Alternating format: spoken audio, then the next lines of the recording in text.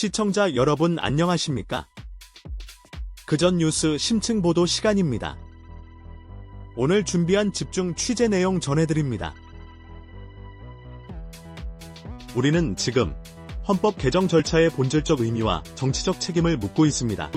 국민의힘은 국회 본회의에 다시 상정될 예정인 헌법 개정안에 대해 위헌을 주장하며 헌정사상 첫 개헌안 필리버스터를 예고했습니다. 2026년 5월 8일 발표된 이 소식은 단순한 의사방해를 넘어 국가의 기본 질서를 다루는 개헌 절차에 대한 깊은 논쟁을 예고하고 있습니다. 여야는 개헌 추진의 주체와 절차적 정당성을 두고 첨예하게 대립하고 있습니다. 이번 개헌안은 국회법상 쟁점 법안에 허용되는 필리버스터가 헌법 개정안에도 적용될 수 있는지에 대한 전례 없는 논쟁을 불러일으키고 있습니다. 헌법 개정은 국가의 미래를 결정하는 중대한 사안으로 신중한 숙고와 국민적 합의가 필수적이라는 점에서 필리버스터를 통한 심도 있는 논의는 역설적으로 절차적 정당성을 확보할 기회로 작용할 수 있습니다. 그러나 헌법 개정은 개별 정당의 유불리를 넘어선 국가의 기본 원칙 수립이라는 본질을 잊어서는 안 됩니다. 헌법 개정은 다수의 힘으로 밀어붙이는 것이 아닌 자유민주주의와 법치주의의 근간을 지키는 절차적 원칙과 국민적 합의 위에서 이루어져야 합니다. 단편적인 사건 너머의 진짜 맥락, 그전 뉴스가 계속 짚어드리겠습니다. 우리는 지금 군 지휘관의 책임감과 공정한 법 집행의 무게를 시험하고 있습니다. 고채숙은 상병을 무리한 수색작전에 투입해 순직하게 한 혐의로 기소된 임성근 전 해병대 1사단장이 1심에서 징역 3년을 선고받았습니다.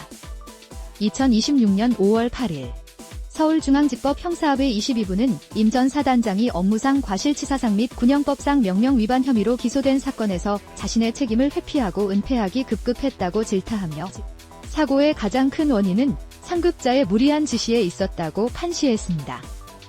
이 판결은 사고 발생 2년 10개월 만에 나온 사법부의 첫 판단입니다. 이번 판결은 군 지휘관의 개인적 책임과 시스템의 문제를 동시에 조명하며 군 조직의 특수성에도 불구하고 법 앞에 평등이라는 대원칙을 확인시켰습니다.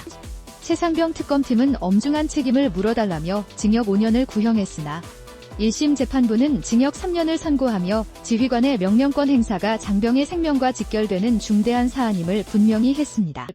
이러한 판결은 재발 방지와 군의 신뢰 회복을 위한 제도적 개선 요구로 이어질 것입니다. 법의 엄정한 적용은 개인의 책임을 명확히 하고 제도의 원칙을 바로 세워야 한다는 시대적 요구를 반영합니다.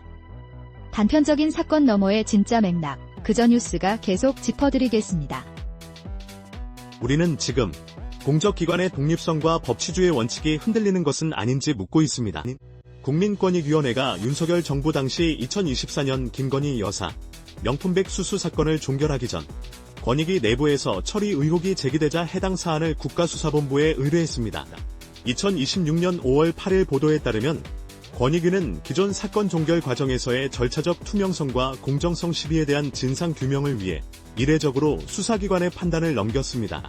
이는 한 정부기관이 스스로의 처리 과정에 대한 의혹을 인정하고 외부의 조사를 요청한 중대한 사안입니다.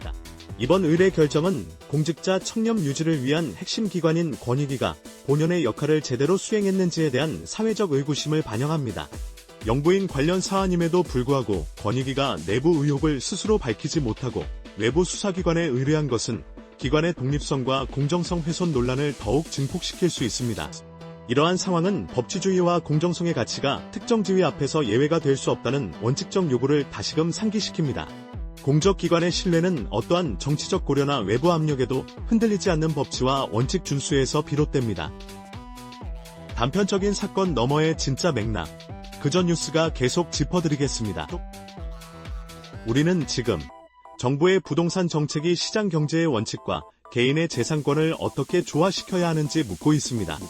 2022년부터 4년간 한시적으로 유예돼 온 다주택자 양도소득세 중과 제도가 오는 5월 10일부터 다시 시행됩니다.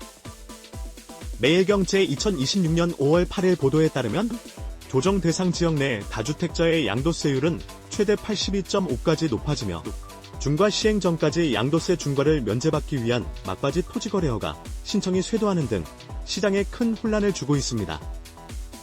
이는 정부의 시장 개입이 불러온 현실적인 풍경입니다.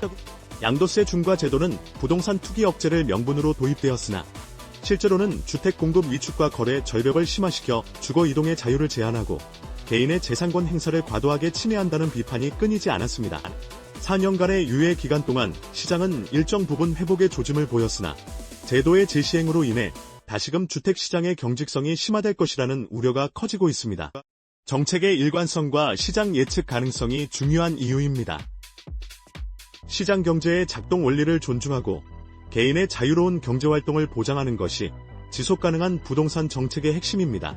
단편적인 사건 너머의 진짜 맥락, 그전 뉴스가 계속 짚어드리겠습니다. 오늘 준비한 심층 소식은 여기까지입니다. 진실을 향한 시선, 그전 뉴스였습니다. 잊지 말고 구독을 눌러 내일의 뉴스도 함께 해주세요. 고맙습니다.